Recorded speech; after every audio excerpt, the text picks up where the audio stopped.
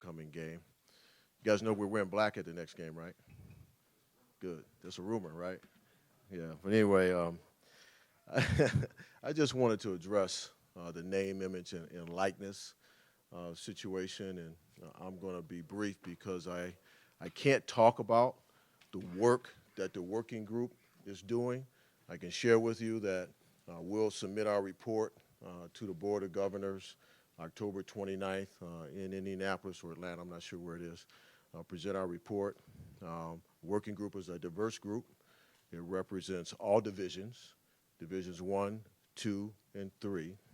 So it's representing all 1,100 athletes across the country. So as you think about this issue, you need to think about its complexity as it relates to the diversity of the membership. My concern with the California bill, which is all the way wide open, monetizing your name, image, and likeness, is it moves slightly towards pay for play. And it's very difficult for us who are practitioners in this space to figure out how do you regulate that? How do you ensure that the unscrupulous bad actor does not enter that space and ultimately create an unlevel playing field? And we know that there's not a level playing field in a lot of different ways, but one of our principles is to try and create rules and regulations to try and achieve fair play. So how do you do that and ensure that the third-party bad actor doesn't enter that space and ultimately drive some environments to a point where recruiting becomes an even bigger advantage than it is for some other schools? It's a complex issue, and I would ask that we all consider that we have, and some of you are in this room, baby boomers are no longer the largest workforce in our country. At the end of the day, millennials are at this point in time, and we have Gen Z coming at us. So that's your 7 to 22 years old. That's your most wired people in our society. They have an average of 4 devices attached to them on a consistent basis, and that's how they communicate. So many of us, and maybe you and others, think about name, image, and likeness as it relates to the old school model. And that's not it. That's not it. It's the technology space. It's the digital space. How do we ensure that whatever we create is something that can be regulated? And that is one of the biggest challenges that we have. I also want to make sure everyone keeps in mind, I think all of you know me and know my position, and many of my colleagues across the country share the position. We've made tremendous strides relative to care for our student athletes. The last piece that we fought for hard, and I fought for years, was full cost of attendance, health care, postgraduate services, making sure all schools across the country, when a student athlete leaves, they provide an opportunity for that student athlete to come back and finish her or his degree. Being able to provide stipends to parents for postseason play. So our association has moved, although slowly, it's moved. And the reality is it's complex, it's diverse, and we need to be sensitive to all those schools across the country that are different than Ohio State or Alabama or Texas or Oklahoma. And so I wanted to just share those comments with you. I'm sorry I can't talk about the work of the working group. I can say that I believe that there's things that can be done in this space that can be regulated, but I can't obviously share with you what those things are. So we'll continue to work hard, have a report in October, and then the membership will have an opportunity to develop whatever model that exists. The NCAA is an organization that has taken a long time to try and modernize itself. I think over the last 5 to 8 years, improvements have been made in that space to become more modern. Creating this group is an example of that. But we can't have a situation where we have schools and or states with different rules for an organization that's going to compete together. It can't happen. It's not reality. And so if that happens, then what we need is federal help to try and make sure that we create rules and regulations for all of our membership that are consistent. And if that doesn't happen, then we're looking at a whole new model, and that is reality. If there's no federal engagement in this process, as Anthony Gonzalez has talked about, at the end of the day, it's a whole new model, and your jobs will change. It's a whole new model. So I just wanted to share those things with you. I might be able to answer a couple questions before Ryan comes up. If it is regulated and if it is on a national scale, are you in favor of athletes being able to profit off their likeness and image?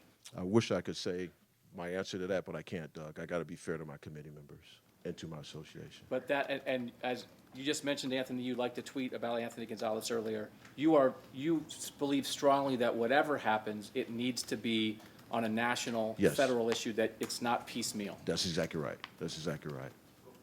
I wish I could talk about my feelings, but I can't. I want to represent my teammates on the working group. I think one of the big issues here, when people are talking about, and I think I'm getting it from you, is competitive balance. Right. When it comes to this stuff, Ohio State has enjoyed a competitive advantage, I think, in a lot of different areas in recruiting, right, and obviously there's not a lot of places competing at this level every year in the country. How would right, that impact, in your mind, Ohio State's ability to maintain what it is today? Well, if we were under the SB 206, I would call it upon all 400 or 550,000 Buckeye alums across this country. You guys all pull up Cameo. You guys familiar with Cameo? Anybody? Pull up Cameo. And let's say Jerry Emick is my star linebacker, and he's on Cameo. What is it, like $150, $200 or something like that for him to do a shout out to your best friend? All 550,000 Buckeyes across this country, you need to make sure you hook up with Jerry and do a Cameo and pay him $150. That's the world we be living in. That's the world we be living in. And you don't So, want that. no, I don't want that. How do you regulate that? And then to Ari's question, that creates an unbelievable competitive advantage for us who have the capacity to do that. Other places won't. So you have to think about, and then that is unregulated because it's wide open. It's unregulated. You don't need to regulate it. So it's wide open. So I just think we need to think those things through. I'm not saying it can't be done. I struggle after all these years as an AD trying to figure out how I'd create a regulation for that to ensure that there's a fair play across this country. I just don't know how we do that. And by the way, you're talking about Ohio State and the Big Ten. Think broader. Just think about other conferences. Schools that already have a competitive advantage just continue to have it? Yeah, at a bigger level. At a bigger level. We got time for just a couple more. Yeah. We'll go Rob and then Edward from ESPN Rob. to the left. You talked about a concern for the bad actors, the people who are going to get in the way, but there's this other side, and I wonder where you stand on this or where you think it'll go in terms of out of the shadows into the light. By shedding light on this, you get rid of the black market, as it were. Right. Is that a fair? Yeah, that's true. And with the 206 bill, yeah, you're exactly right. I mean, there's no bad actor. With the 206 bill, it's wide open endorsements. So there's pop-up ads that are unregulated. There's wide open industries that are unregulated. Student athletes, we're a Coke school. Student athletes could do Pepsi. We're a Nike school. Student athletes could do Adidas. It's wide open, and so that has no regulations and no restrictions or no best practices. It's got that's a scary movie. Worse than the bad actor, the booster who. Well, in that space, there is no bad actor because the bad actor is already allowed to be in that space as a good actor. In that space, there's no bad actor. So the reality is I can't regulate that. So, if the 5 or 6 of you were doing something and one of you is trying to make sure you monetize for yourself, I can't enter that space because I don't have to regulate that. So the bad actor just enters and we don't even know who they are. So because I don't have to regulate it anymore. That's what that bill does. I'm speculating, could it be a situation where you would not schedule a California school? Because let's say if this happened today, Right. would you schedule California school? Yeah, I would not. If the rules are different in different states like they are, I would not. I mean, that's not who we are. I'd stay with those states and those schools that are like we are in the NCAA. So I wouldn't. What's great about California, and I have to applaud them, is they delayed it to 23 out of respect to try and allow the working group to come up with something that hopefully they may modify their bill to accommodate whatever the working group comes up with. So they are a pressure group. There's no question about it, and that's great. Sometimes a complex bureaucratic organization needs a pressure group to help it see itself. So I'm not opposed to what they're doing. I'm opposed to for if it ever goes into play, if it ever comes into action. And final question over there, Edward. You said when California did delay theirs, but I've read where Florida is looking to do it in 2020. I mean, at this point, a lot of states are going to do it. What's next for you guys in the NCAA? Is there a compromise? Because this isn't going away. No, there's no compromise. I mean, I think at the end of the day, we're going to come up with a membership recommendation on what we should do. And that probably won't be until late 20 maybe, because our working group will do its recommendation, and then the membership has to do its work to decide what it ultimately may want to do. And then at that point in time, then the NCAA and those states will have to make a decision on how they want to manage that. So, and actually the conferences, Florida's 20, then the Florida schools will have that advantage where their student athletes can just open free market name, image, and likeness, but then they have to play schools in their conference that don't have that opportunity, unless those states come up with a similar piece of legislation. So I can't give you the answer to your question. It's one of those that at the end of the day, when it's in front of you, you have to figure out how to deal with it. Does that make sense? And going back to Ari's question, you talked about a competitive advantage. I mean, if this is on a national scale, I don't think anything really changes. I mean, the rich are only going to get richer regardless of if the system. But your richer will be different. Your richer will be different. Well, some schools will have the capacity to do more in name, image, and likeness than some of the schools who do well. I can't give you examples because that would be disparagement of those institutions, and that's not right for me to do. But if you just think of it from a business point of view, imagine you're the athletic director at Ohio State with its massive resources and massive alumni base, and then you just create a list of your next 60 schools. And then you try and figure out from a business point of view, where do you want to be? Because at that point in time, it's pure business. So you can figure that out, or you can figure that out if you went through the exercise and say, okay, if we had the ability to make sure that we're recruiting at the highest level as a result of this, how do we create a model where our athletes make the most? How many Fortune 500 companies? How big is the town? What's the connections with national corporations? Just think of it from a business point of view. You'll get there.